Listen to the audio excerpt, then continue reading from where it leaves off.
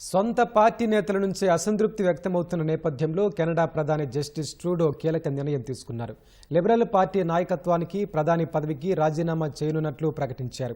కొత్త నాయకత్వాన్ని ఎన్నుకున్న తర్వాత బాధ్యతల నుంచి వైదొలుగుతారని వెల్లడించారు. కెనడా పార్లమెంటు ఈ నెల 27న తిరిగి ప్రారంభం కావాల్సి ఉండగా మార్చి 24 వరకు ప్రొరోగ్ చేస్తున్నట్టు ట్రూడో ప్రకటించారు. అంతర్గత తగాదాల వల్ల వచ్చే ఎన్నికల్లో తాను పార్టీ నేతగా ఉండలేనని అర్థమైందని చెప్పారు. కెనడాలో 10 ఏళ్ల కన్జర్వేటివ్ పార్టీ పాలన తర్వాత 2015లో ట్రూడో అధికారం చేపట్టారు. తొలుత ప్రశంసలు ఎదుర్కొన్న ట్రూడో ఇటీవలి కాలంలో ఆహారం, గృహాల ధరలు, వలసలు పెరగడంతో ప్రజాదరణ కోల్పోయారు.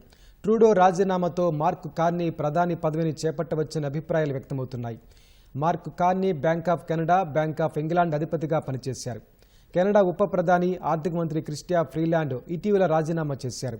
జస్టిస్ ట్రూడో కేబినెట్లో అత్యంత శక్తివంతురాలిగా గుర్తింపు పొందిన ఆమె ట్రూడో ప్రజాదరణ కోల్పోతున్నారని ఆరోపించారు. ఈ క్రమంలోనే ట్రూడో వైదొలుగుతున్నట్టు ప్రకటించారు.